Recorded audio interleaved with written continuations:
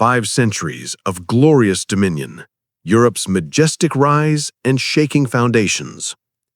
From the 15th to the 20th century, Europe was the world's clear leader. Europe did everything from geographical discoveries to the Industrial Revolution, spreading trade and inventing most of the major technologies. It bounced back quickly from the 2 world wars with the help of the Marshall Plan, and by the 21st century, it was the world's second largest power after the US. The euro is still the second strongest reserve currency after the dollar, and the EU is a big player in global production. But with all this history, know-how, and integration, why are Europe's economies today struggling with slow growth, an aging population, and more debt? So how did the energy crisis, triggered by the Russia-Ukraine war, take away Europe's last competitive edge against East Asia? And how are China's moves as a global automotive giant affecting France, Italy, and Germany's industrial strongholds? With the continent that used to rule the world stuck between China and the US, what's Europe's future looking like? From the 15th century to the 20th century, European countries were the world's dominant power. The Europeans were the ones responsible for all the big steps, like geographical discoveries, spreading trade, and the Industrial Revolution. Almost all inventions were made in Europe. Europeans had colonies all over the world and created colonial empires. This started to change in the 20th century. The 2 world wars devastated Europe. The Second World War, in particular, left Europe a scorched and ruined continent. Even England, which Hitler could bomb with aircraft, was in a terrible state. Europe was able to rebuild and regain its economic strength pretty quickly, thanks to US Marshall aid and support from the IMF and World Bank, IBRD. Japan was growing rapidly after World War II, and that was a new threat to the European countries. The Europeans set up the European Union because they thought that joining forces would make them stronger. Today, the Union has 27 members. So far, 2 countries have left the Union: Greenland, 1985, and the United Kingdom, 2020. Even though wars destroyed a lot, the European Union was the world's second largest power after the United States when the 21st century began. The euro was the second strongest reserve currency after the dollar, and it's still that today. Europe was still the world's second largest power at the start of the 20th century. But the stage was slowly being taken over by the Far East.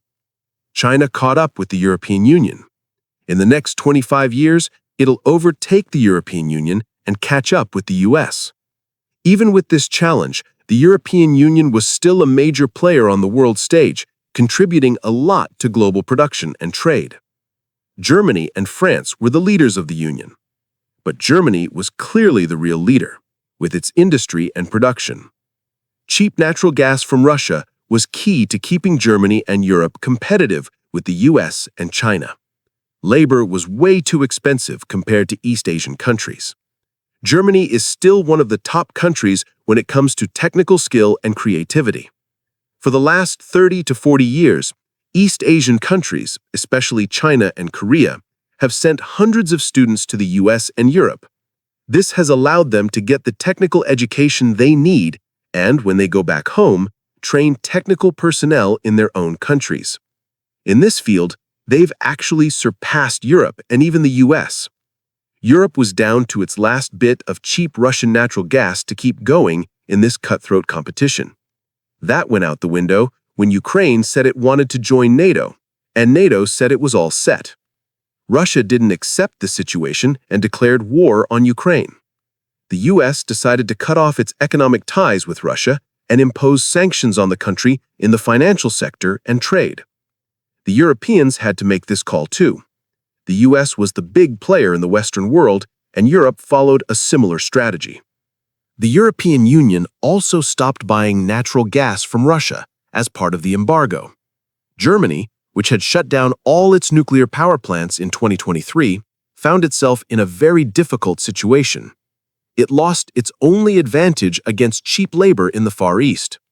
European countries outside Germany continue to produce nuclear energy, but they too have found themselves in a difficult situation because they do not have the same high level of technical equipment and competitive strength as Germany.